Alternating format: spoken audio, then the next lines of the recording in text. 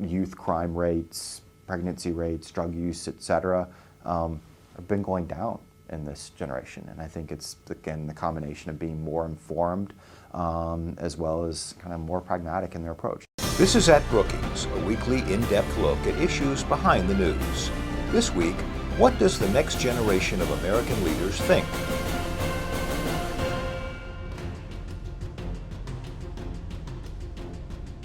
As the huge demographic bump known as the baby boomers eases into retirement, the next generation of American leaders rise in their wake, the Millennials. Born between 1980 and 2005, Millennials are the nation's largest ever demographic group. They're informed, they're engaged, and they are powerful. A new survey, DC's New Guard, What Does the Next Generation of American Leaders Think?, takes a closer look at this group. And senior fellow Peter W. Singer says there's a lot of good news about these leaders of tomorrow. It gives us, a peek into the ideas, the values of a critical generation at an important moment in America's history. When I say a critical generation, the raw demographics mean that the millennials will have an outsized impact on history.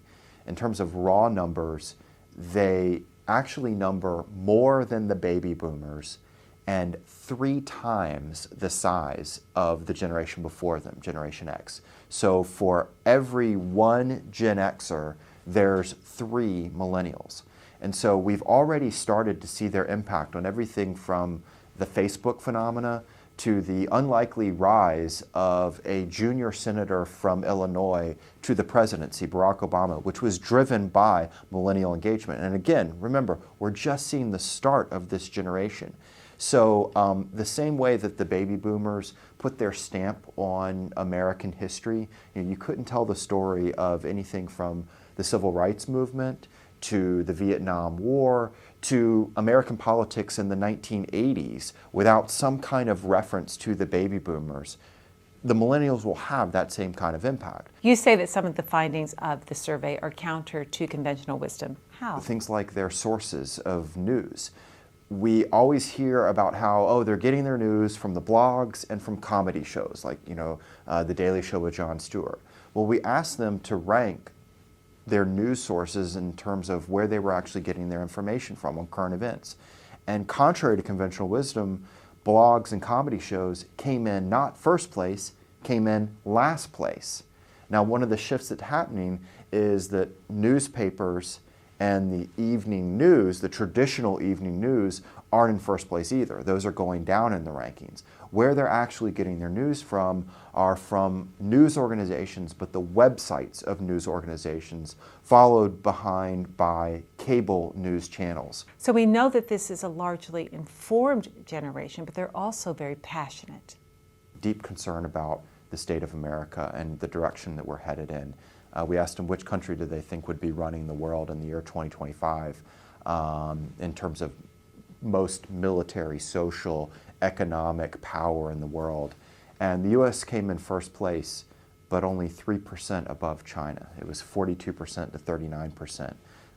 Actually, if you asked young Democrats, more of them were concerned that China would be the most powerful state in that period versus the United States. So some deep concerns, which again reflect what's going on in our politics today.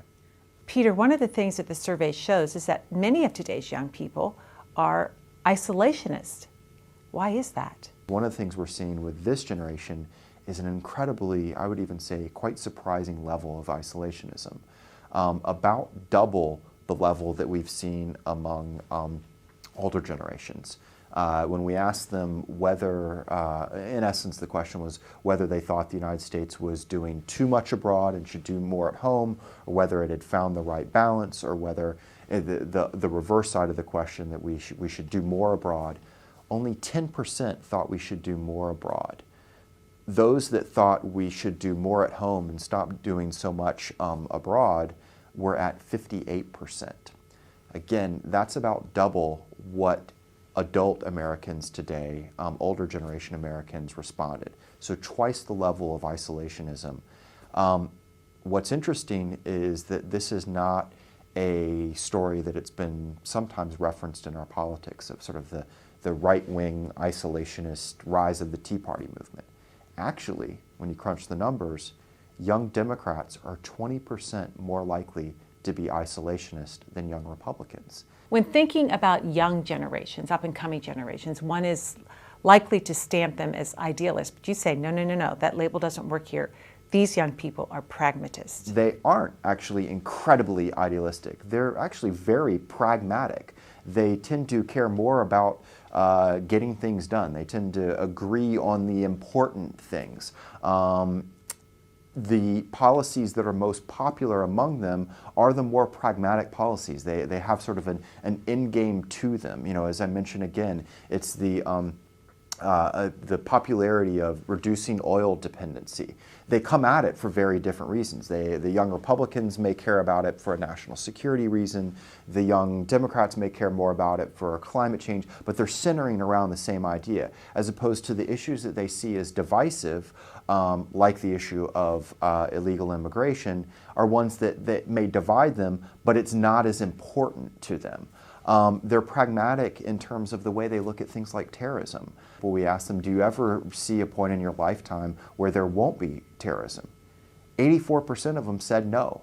And so that changes terrorism from being a potential political wedge issue to there being very pragmatic about it. And it means it's looked at more like, I would say, something like crime, where it is a danger that's always there, but there's no sense of kind of, we will win the war on terrorism, or you are losing the war on terrorism, which is how it became a divisive political issue. I believe it's a more realistic way of looking at it. Peter, these young people have grown up under the specter of a couple of wars, Hurricane Katrina and 9/11. These are the events that largely shaped their lives.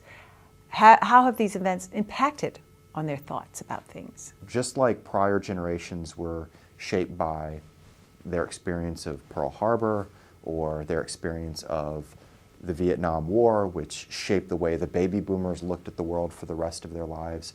For the millennials, what we're seeing, at least in the interviews with them, is a combination of three experiences: 9/11, the Iraq War, and Hurricane Katrina.